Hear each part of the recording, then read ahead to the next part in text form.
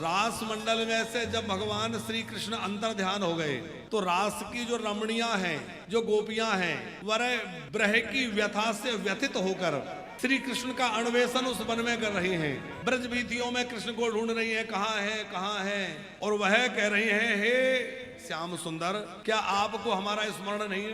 क्या आप हमें भूल गए हैं? यहाँ गोपियों ने कहा है, अशुल्क दासिका, हम आपकी बिना मोल की दासियां हैं, हम आपसे बदले में कुछ चाहती नहीं है। यही भक्त का भाव है कि मैं आपसे कुछ चाहता नहीं हूँ, मैं आपको चाहता हूँ। आप मिल जाएं मुझे आपसे और कुछ नहीं चाहिए। हम लोग जो सामान्य जीव हैं, हम क्या मांगते हैं? सुख संपत्ति घर आवे, कष्ट मिटे तन का। हम लोग संपत्ति मांगते हैं, हम लोग वैभव मांगते हैं, प्रतिष्ठा मांगते हैं, लेकिन भक्त कहते हैं नहीं प्रभु, हमें आपसे कुछ नहीं चाहिए। गोपियां कह रही हैं, हमें आपसे कोई साधन, संपत्ति की बात तो छोड़ो, हमें आपसे स्वर्ग भी नहीं चाहिए, और स्वर्ग ही नहीं, हमें आपसे वैकुंठ भी नहीं चाहिए, हमें आपसे और कुछ नहीं चाहिए। अरे और तो और, हमें आपसे आप भी नहीं चाहिए।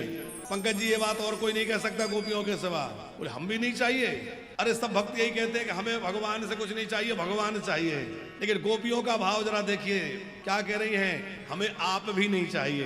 बोले तो क्या चाहिए? बोले हमें आपकी खुशी चाहिए, आपकी प्रसन्नता चाहिए, आप प्रसन्न रहें। यदि जैसे भरत जी कह रहे हैं कि आप हमसे दूर रह कर प्रसन्न है तो दूर रह जाएं, जहां आप रख लें, जहां आप रख लोगे, जहां नाती रखी लोगे, वहीं मैं रहूंगा,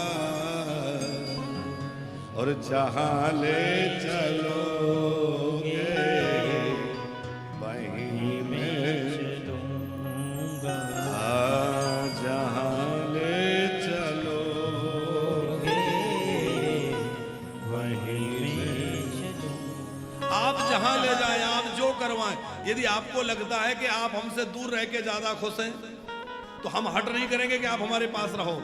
और ये भाव यदि गोपियों का नहीं होता, तो जब श्री कृष्ण मथुरा जाने लगे तो गोपियां कहती कि हमें छोड़ के कैसे जा रहे हो, साथ में लेके चलो, नहीं जा सकते ऐसे। लेकिन गोपियों ने ऐसी हट नहीं की। गोपियों ने कहा, तत् सुखे सुखित्वम, आप जिसमें प्रसन्न रहें। फिर आप कहेंगे कि जब गोपियों को यही है कि श्री कृष्ण दूर रह के भी खुश है तो खुश बने रहें, अब अंतर ध्यान हो गए तो खुश ही होंगे, तो रो क्यों रही हैं? बोले रो इसलिए रही हैं कि आप इस वन में हमसे दूर दूर भाग रहे हैं, कहीं आपके पैरों में कोई कांटा ना चुभ जाए, आपके चरणों में कोई कंकड़ ना बिध जाए, आपको ठोकर ना लग जाए, आपको कोई पीड़ा ना हो जाए। हमें इस बात का भय है कि कहीं हमारे श्याम सुंदर, हमारे प्राण धन को कोई कष्ट ना हो जाए। इसलिए हे श्याम सुंदर, आप अपने चरण ला करके हमारे हृदय पर धारण करा दीजिए। आप अपने वह चरण, कौन से चरण? फणी फणार्पिता ते पदा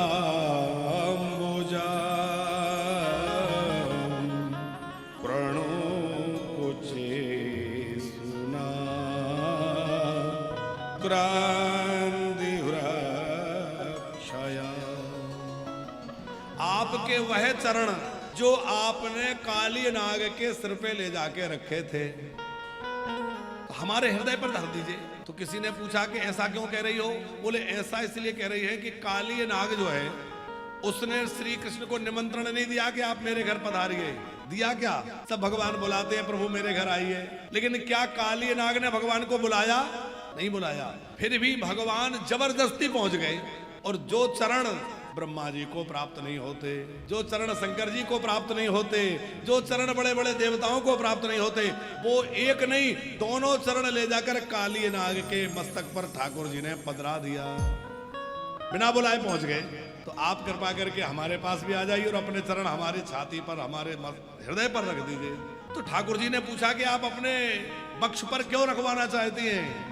बोले इसलिए कि जब आपने काली नाग पर अपने चरण रखे, तो आपके चरण रखते ही काली नाग का जो भयंकर दुष्ट स्वभाव था, वह स्वभाव बदल गया। कैसा स्वभाव हो गया?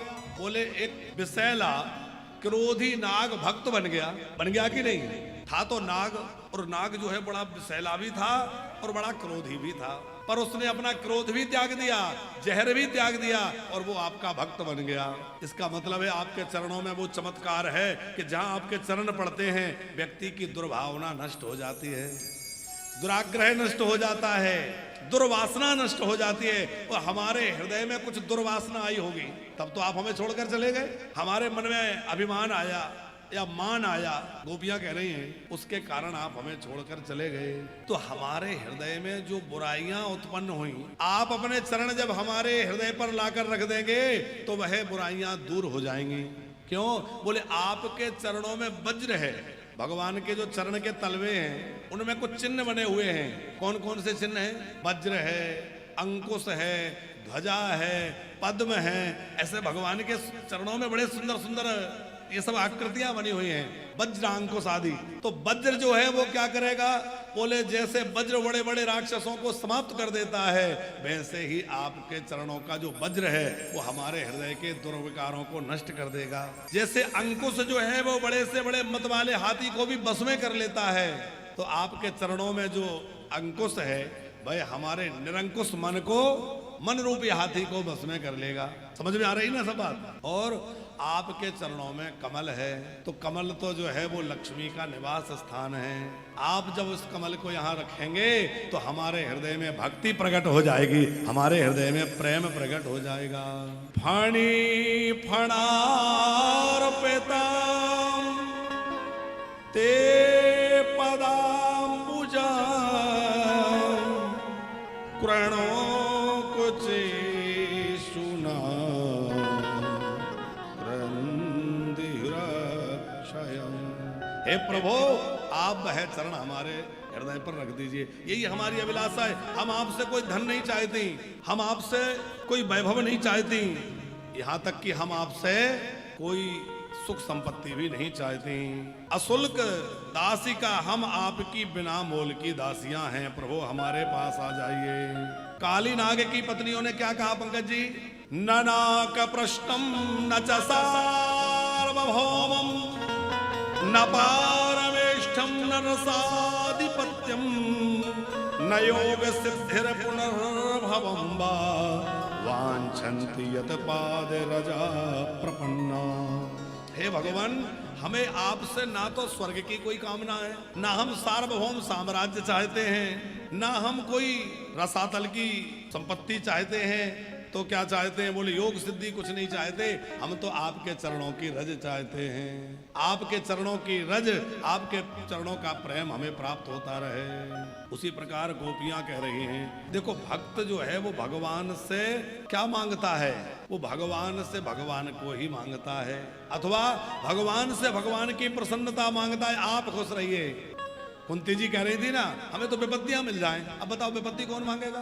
भीष्म जी कह रहे हैं प्रसन्न हासा और लोचन लसन, आप प्रसन्न बने रहे, हम तो ये चाहते हैं। अब लोग इसका अर्थ ऐसा लगाते पंकज जी कि भीष्म जी ने कहा कि आप यहाँ प्रसन्न होकर खड़े रहो, पर भीष्म जी ये नहीं कह रहे कि आप यहाँ प्रसन्न होकर खड़े रहिए, मुंह लटका के मत खड़े हो, बल्कि भीष्म जी कह रहे हैं हे श्याम सुंदर, मेरी जो दशा है उसको देख के कहीं आप दुखी मत हो जाना, क्योंकि आपका मुख कमल तो सदा प्रसन्न ही अच्छा लगता है। आप तो सदा मुस्कुराते रहें, आपका मुखोल्लास ही आनंद देता है। आप तो सदा हंसते रहें, आप खिलखिलाते रहें, आप प्रसन्न बने रहें, हम यही चाहते हैं, हम और कुछ नहीं चाहते।